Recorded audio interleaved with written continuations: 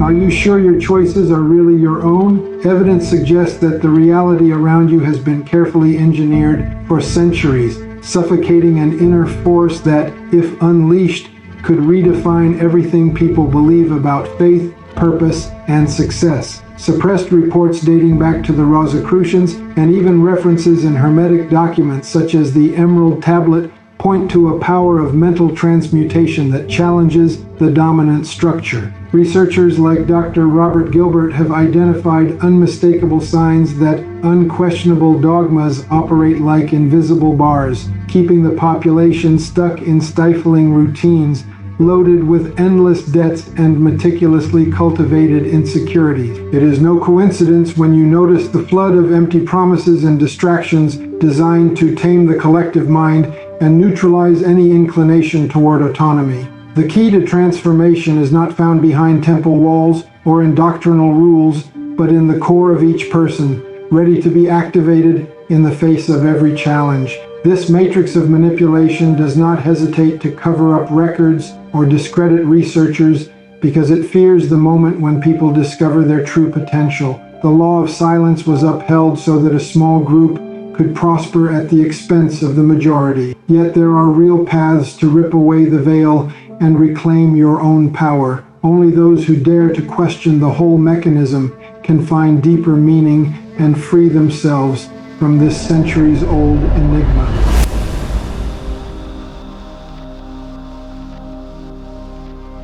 It is unsettling to realize that, for centuries, religious and philosophical institutions have concealed the true extent of human inner power. Rather than just rites and rituals, ancient thinkers highlighted the existence of a genuine alchemical laboratory within each individual. This view runs counter to the mainstream narrative that concentrates salvation in external dogmas. Instead of depending on authorities or fixed doctrines, there is said to be a transcendent potential latent in every being ready to be activated. Though this perspective may disturb some people, it presents a new key to understanding the complex dynamic between mind, matter, and spirituality. In this way, long-held traditional beliefs are called into question. In Rosicrucian traditions, awakening the inner alchemist does not rely on liturgical accessories or institutional mediation. On the contrary, texts such as Splendor Solis or references to the Emerald Tablet emphasize that the macrocosm and the microcosm mirror each other. This means that everything observed in the outside world is reflected in the psyche. A challenging notion arises from this. The power to transform everyday circumstances might be available to anyone capable of seeing hidden potential in themselves. Religious orthodoxy rarely admits this idea because it destabilizes structures of power and control, disturbing firmly established hierarchies. Interestingly, contemporary authors like Dr. Robert Gilbert argue that phenomena once labeled esoteric mysteries have direct parallels in quantum physics and neuroscience. For instance, when people talk about seemingly impossible synchronicities, some believe these events emerge from the internal laboratory interacting with the subtle fields of reality. This viewpoint goes beyond mere positive thinking and suggests that consciousness functions as an active player in constructing the experiences we live through. Could the human mind really influence matter? This hypothesis contradicts the mechanistic notion that separates subject and object. It is a colossal challenge. Although some dismiss this idea as a conspiracy theory, historical records indicate that access to such knowledge was once restricted to initiatory circles. Documents associated with the earliest Rosicrucian groups show that sophisticated mental practices were already taking place centuries ago, disguised under symbols and metaphors. In them, lead symbolized limiting beliefs, and gold stood for expanded consciousness. Such a premise directly confronts traditional religions, which often guide the faithful to expect rewards in the afterlife instead of encouraging inner transformation right now. This raises an uncomfortable question: who profits from keeping the population unaware of this intrinsic power? Is it on purpose? This video aims to provide the foundation for a journey that explores hidden layers of spirituality. By emphasizing that the real laboratory lies in each person's mind and heart, it invites viewers to rethink what they have long believed. The proposition does not dismiss the importance of rituals or doctrines, but it challenges their supremacy over direct experience. There is, after all, both historical and contemporary evidence that this inner alchemy produces real transformations. From here on, we will delve into the specific aspects of this phenomenon, prompting reflection and pointing toward a hidden force that remains underestimated to this day. There is something disconcerting about how traces of alchemical knowledge pop up in civilizations separated by oceans and centuries. Some scholars point to a selective, almost secret transmission that aimed to safeguard information capable of upending the matrix of power and faith. Materials such as the Leiden and Stockholm papyri from the 3rd century or the enigmatic emerald tablet attributed to Hermes Trismegistus suggest that alchemy was associated with mental transmutation from the very beginning. However, religious and political structures, fearing an independent knowledge that would be hard to control, apparently worked to stifle these ideas. According to certain researchers, this suppression defined centuries of misinformation and censorship. Shifting into the medieval period, the flame of alchemy never went out, although it became increasingly encoded and restricted. Manuscripts packed with allegories and intricate metaphors were passed among a small group of initiates. Depictions of kings and queens, suns and moons, and fantastic creatures alluded to psychic transformation. Out of this tradition emerged Paracelsus, a 16th century physician and alchemist who openly defied ecclesiastical authorities. He claimed that disease was not simply divine punishment, but an internal imbalance that could be realigned through deep knowledge of natural laws. With the arrival of the Rosicrucian manifestos in the 17th century, especially the Fama and Confessio Fraternitatis, the rumor of a discreet fraternity linking brilliant minds across Europe gained strength. These documents reinforced the belief that the ultimate goal of alchemy goes far beyond the transmutation of metals. The Philosopher's Stone appears as a symbol of inner renewal, an idea that directly opposed the era's dogmatic conceptions. This audacity angered the Church, which saw it as threatening the notion that any individual could connect with the divine through personal means. According to Dr. Robert Gilbert, this movement paved the way for an intellectual and spiritual breakthrough, the creation of a secret framework for mental experimentation, foreshadowing concepts found in quantum physics and neuroscience. Instead of bowing to unquestionable doctrines, Rosicrucianism inspired free inquiry. An inevitable clash occurred with official authorities. Why allow the circulation of knowledge that eliminates the need for intermediaries? Prohibitions and harsh punishments were imposed, while adepts hid their treatises to protect them from inquisitorial flames. Confronting this legacy today raises the question: does the so-called official history deliberately overlook the mental aspect of alchemy? If there really was a scheme to neutralize individual awakenings, it is no wonder these historical roots are still hotly debated and surrounded by speculation. These records cast light on manuscripts ignored in mainstream curricula, prompting us to wonder why certain names and documents were intentionally pushed to the sidelines.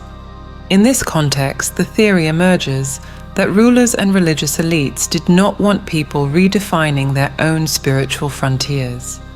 After all, a population aware of its inner power is much harder to manipulate, placing age-old structures of control at risk. In that sense, these historical roots raise more questions than answers. It is intriguing to see how unnoticed daily routines can turn into a prime stage for inner alchemy. Instead of requiring mountain retreats or elaborate ceremonies, multiple esoteric traditions indicate that our day-to-day life is where the true great work unfolds.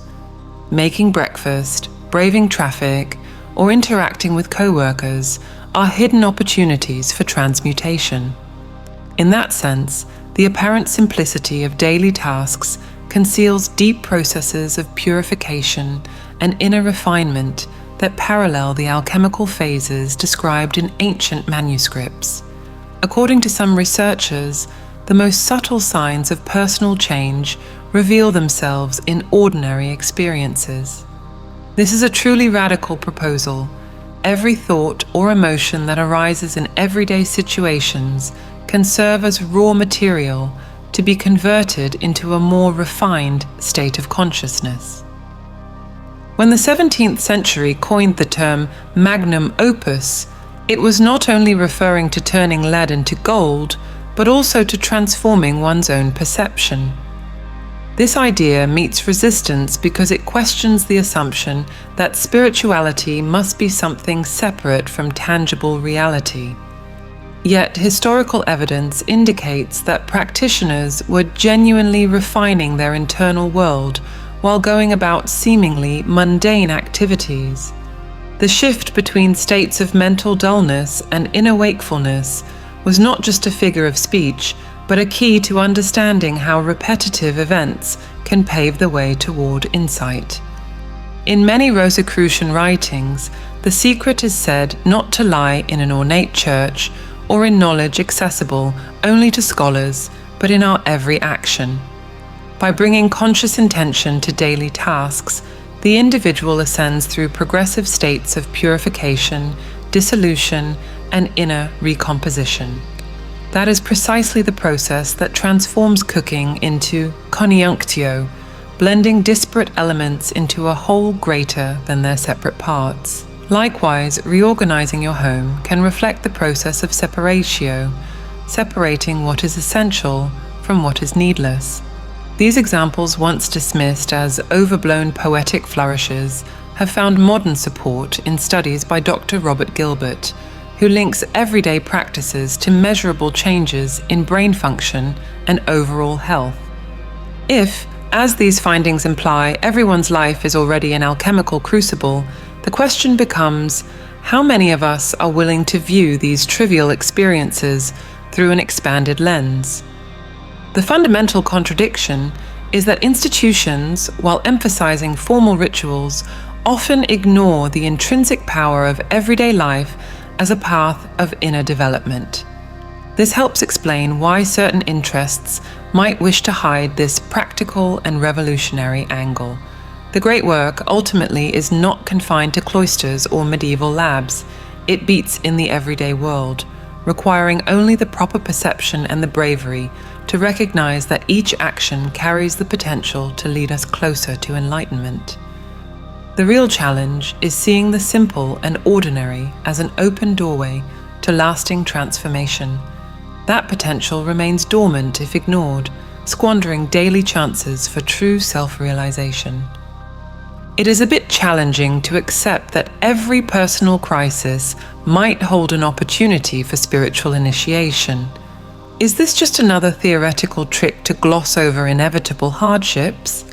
Or is there some substance behind the claim that all kinds of obstacles, financial, emotional, and professional, can become transformative gateways? Dominant culture teaches us to combat or avoid difficulties at all costs. However, the alchemical tradition, together with modern studies in psychology and neuroscience, suggests the opposite. Facing such trials with awareness can reveal hidden aspects of the psyche and lead to expanded states of perception. In a Rosicrucian context, we often hear about tests of the elements that demand the ability to integrate opposing forces. Earth, water, air, and fire do not merely denote natural references, but are metaphors for internal conflicts that need to be dissolved and reconfigured. This view contrasts sharply with common thinking, where setbacks are treated as punishments or inescapable failures. The initiatory viewpoint, on the other hand, sees these setbacks as carefully orchestrated mechanisms, perhaps invisibly, for the individual's evolution. Consequently, a so-called conspiracy aiming to hide this approach makes sense when you notice just how vigorously society tries to numb itself in the face of challenges. Researchers like Dr. Andrew Newberg have found that extreme mental states triggered by crises can activate brain regions tied to transcendence and insight. This scientific perspective lines up with what the ancient alchemists called nigredo, that moment when everything seems to fall apart, but in fact, signals a chance to rise again with greater clarity. So, it is not about romanticizing suffering. It is about recognizing that adversity carries the keys to overcoming it. Instead of adopting a helpless victim stance, the alchemical practice encourages us to ask, what transformation is this experience calling me toward? In recent times, stories abound of people who have come face to face with extreme situations, devastating losses, accidents, bankruptcies, and ended up discovering newfound layers of courage. Viktor Frankl, a Holocaust survivor, noticed that many found unbreakable dignity even in horrific conditions. Such accounts turn upside down the notion that pain inevitably destroys the mind. On the contrary, the obstacle can become an alchemical process, dissolving and subsequently strengthening a more resilient self. Why do institutional teachings systematically overlook this perspective? Could it be that there is a vested interest in keeping people unaware of the power hidden within hardship? Therefore, everyday challenges are not merely hurdles to get around, but genuine opportunities for personal initiation. Mainstream interpretations often paint adversity as punishment or a sign of unchangeable defeat, while the alchemical approach flips that paradigm by revealing that each barrier arouses deep psychic forces. If those forces can destabilize complacency or inspire internal freedom, it is no surprise that this perspective remains largely outside the mainstream. Instead, it underscores the immense potential in adversity, transforming it into a catalyst for inner awakening. Each setback is not a sign of incompetence, but rather an announcement of imminent metamorphosis. This interpretation clearly clashes with those who underestimate the hidden power of crises. Few people ever question the exact nature of the knowledge they absorb over a lifetime. Yet each piece of information can act as a reagent for unexpected inner transformation. Beyond passively accumulating data, esoteric traditions assert that genuine knowledge operates like a living substance, able to reshape the psyche of anyone who fully integrates it. This idea contradicts the standard educational model, which is more concerned with categorizing and repeating material than with highlighting the alchemical effect produced when ideas fuse with a person's core being. Rosicrucian tradition often mentions a tincture effect. Just as a drop of dye completely changes the color of a liquid, a concept that has truly been absorbed can alter an individual's entire worldview. This phenomenon is not limited to mystical theories. In modern research, scholars like Dr. Andrew Newberg have shown that profound learning experiences can produce major changes in neural patterns. It is not just about memorizing information, but rather allowing it to trigger a deep rearrangement of how the mind perceives reality. Hermetic writing suggests that solutio and coagulatio, two classic alchemical processes, can be seen as metaphors for dismantling outdated beliefs and consolidating finer understandings. In other words, by questioning established dogmas, a person dissolves obsolete cognitive frameworks and clears the way for a new mental configuration. This mechanism refutes the commonplace view of learning as mere knowledge expansion. Esoteric traditions regard knowledge as the catalyst for an internal revolution, propelling the evolution of the observer. There does appear to be a silent conspiracy to discount this transformative dimension. Conventional education, focused on exams and productivity, rarely encourages students to see information as a gateway to self-transmutation. Why persist in confining people to narrow curricula and rigid schedules? Could it be that the powers that be are not interested in producing citizens who question their so-called certainties and break down mental barriers? If the answer is yes, it is plausible that the alchemical value of knowledge is deliberately ignored. In ancient mystery schools, content was only part of the journey. For every learning experience involved rituals of introspection. Through meditation, symbolic contemplation, or active imagination exercises, the goal was to anchor the teaching in the deepest layer of one's consciousness. The ultimate objective was not to cultivate scholars who could recite theories, but to mold individuals capable of transforming themselves through ideas. Dr. Robert Gilbert supports this view by citing experiments in which concepts, when absorbed intentionally, activate creative and intuitive areas of the brain, generating insights that ripple through many aspects of life. In short, what you learn can be the most potent catalyst for your inner evolution. Knowledge, viewed as an alchemical substance, dissolves stagnant mental layers and encourages a reorganized mind with greater clarity. Perhaps this revolutionary dimension of learning is precisely what conventional systems try to hide, preferring to standardize thought instead of liberating it.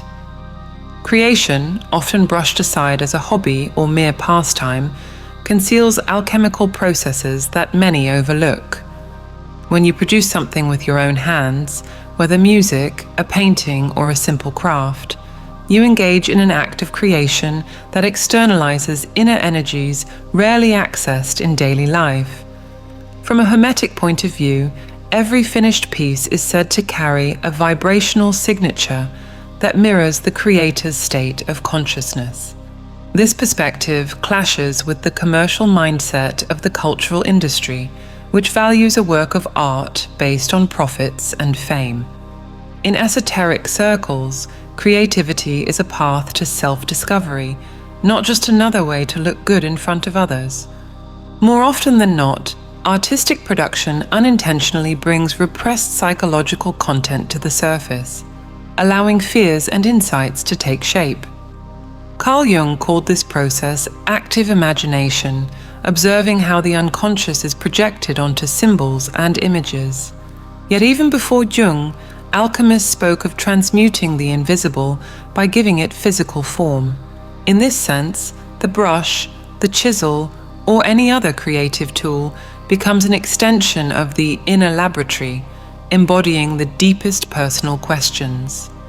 Dr. Robert Gilbert points to studies linking artistic creation to activation of specific parts of the brain, resulting in mental states similar to meditation. Some propose that this practice, especially when approached with genuine intent, brings emotional balance and enhances self-perception. Here comes the conspiratorial twist. Why does society fixate so heavily on productivity and technique while barely encouraging art as a spiritual path? If creativity truly offers a safe channel for releasing and refining psychic states, might there be those who wish to limit that potential? The obsession with competition and unattainable standards ends up distorting art's original function, which in ancient times was linked to the sacred and to healing. Thus, for many, sketching or sculpting is just a casual pastime instead of a ritual of transformation. Rosicrucian documents show that each artistic discipline corresponds to an alchemical element. For example, music relates to water, dissolving emotional blockages. Painting, governed by fire, is said to burn through stagnant beliefs, fostering a fresh outlook. these correlations are not intended to constrain creativity, but to highlight that each medium awakens different aspects of our being. By keeping these doors open, we rediscover hidden potential and produce an expression of genuine alchemy in the world. It is worth noting that clinical practices such as art therapy also confirm the healing power of creation.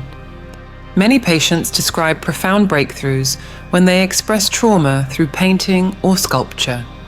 This so-called cathartic process echoes alchemical principles of purification and elevation. It is realistic to suspect that some measure of secrecy has surrounded such discoveries in order to keep regular people from achieving emotional and psychological independence. Ultimately, creating is not a mere aesthetic luxury. It is a direct path to alchemical outward expression. Each genuine act of creation reveals deeper layers of the self, inviting expansion from within. It is unsettling to observe how modern culture has distanced itself from the fact that nature acts like a living mirror of universal processes. While the mechanistic viewpoint sees nature as little more than a source of exploitable resources, alchemical and Rosicrucian traditions maintain that every plant, mountain, and waterway carries the same principles that operate inside each of us. From this perspective, losing our connection with the natural world leads us to abandon essential forces for our own growth. What do we forfeit in this enforced separation? Quite possibly the ability to see a giant mirror that displays, in every season and every transformation, the exact rhythms moving within the psyche. When Paracelsus declared that whoever does not know the power of an herb does not know the power he himself possesses, he was drawing attention to a crucial harmony. It appears that centers of power did not want people treating nature as a silent teacher, since that could foster independence of thought. By disregarding the changing seasons, ignoring the phases of the moon, or overlooking the wisdom found in forests, society strays from an inexhaustible source of healing and discernment. There is evidence that ancient civilizations, before adopting industrial models, understood the sacred value of the natural elements and created rituals reflecting these rhythms. Researchers such as Dr. Robert Gilbert connect time spent in nature to measurable effects in modern labs, including reduced stress, more balanced neurological function, and even an expansion in creative thinking. Meanwhile, Rosicrucian records have long described the harmony of microcosm and macrocosm as an indispensable component of the great work. There is something in that ancestral bond that contradicts the agendas of those who profit from crowds locked in urban environments, too busy or unable to listen to what the earth and sky might reveal. This fracture leads many to see the natural world as nothing more than a place for leisure, rather than a living piece of themselves. By paying attention to a flower blooming or a river flowing, a person can learn volumes about growth, flow, and resilience. Though these lessons may seem obvious, they are becoming increasingly scarce in the whirlwind of technology. Anyone who chooses to renew their connection with such cycles often stumbles upon practical alchemical secrets, realizing that winter and summer represent not just seasons, but states that our inner world experiences as well. Periods of withdrawal and of blossoming happen both on the land and in the heart. The misunderstanding comes when society claims that this profound alliance with nature is outdated or unnecessary. For some, the systematic undervaluing of the environment reflects a strategy to cut humanity off from its own source of inner power. Without access to this classroom of nature, people tend to get locked into limited conceptions of progress. Hermetic philosophy, however, insists that nature is the clearest showcase of cosmic laws. Those who ignore such teachings remain at the mercy of restrictive doctrines, failing to notice that living knowledge is sprouting everywhere. Reconnecting with nature restores that ancestral flow of energy that nurtures both material life and the subtle processes of consciousness. This is beyond dispute.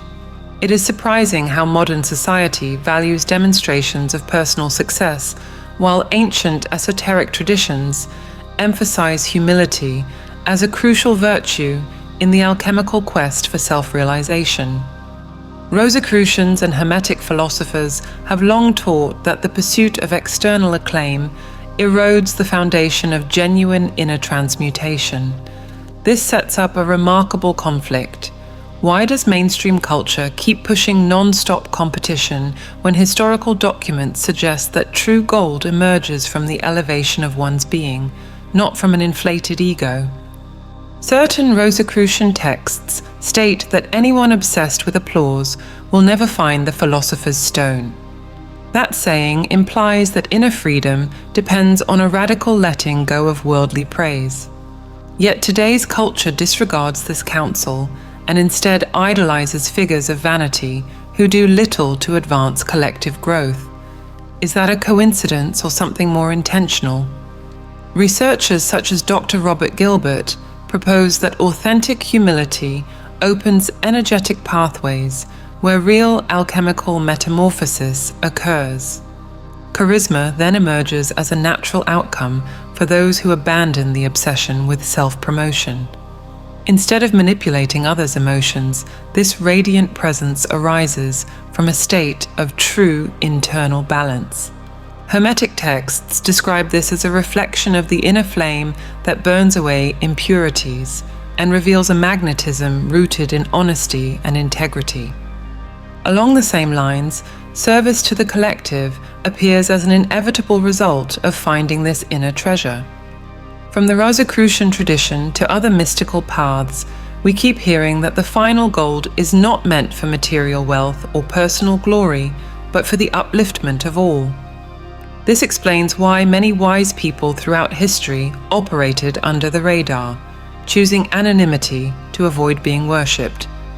Who would value serving without any fanfare? Critiquing the modern world's insistence on rewarding spectacle and self-promotion raises the idea that this might be a tactic to suppress humanity's deeper potential. Maybe glorifying the ego is simply a diversion, while humility paired with real charisma might trigger broad social renewal. If enough people awakened that power, rigid hierarchies would weaken. Could that be the underlying concern?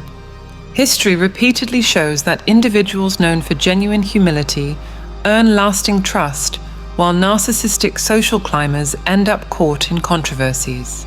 This does not mean we belittle talent or accomplishments, but rather that the bedrock of alchemical transformation forms in the inner realm. True charisma blossoms when ostentation yields to sincerity. Service, then, is no longer a grudging duty, but a natural expression of someone who senses they are part of the whole. This virtuous cycle goes against a culture of showing off that dominates social networks and media. Embracing humility makes real charisma emerge, which leads to selfless service. That is the authentic gold praised by alchemical texts, a personality metamorphosis that ripples through the entire community. In this model, ending the race to beat everyone and starting to cooperate is a revolutionary act, calling into question deeply embedded social structures.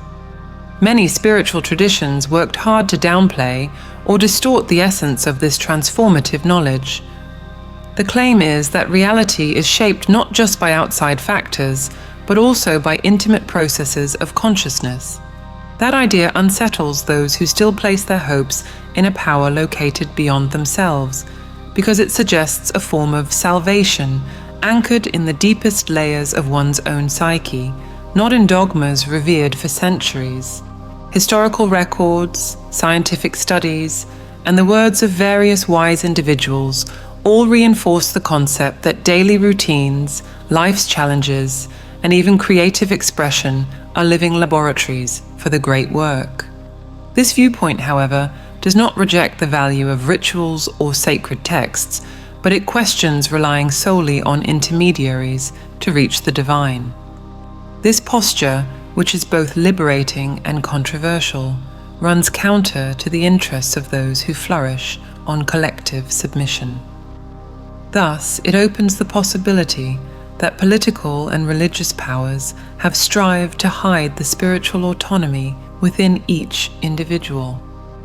It remains to be seen whether each person will have the courage to put these ideas into practice, accepting that the external world reflects an internal state that is always evolving. It is up to you to decide whether to interpret the Philosopher's Stone as an awakening rather than a physical object or an elite privilege.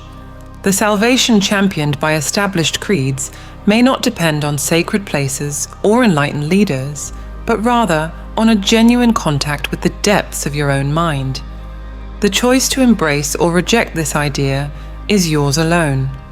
After all, who would deny that the power to overcome our barriers can spring from within? All transformation starts with the realization that you play a part as a co-creator, and the only way to connect with this divine intelligence is through meditation.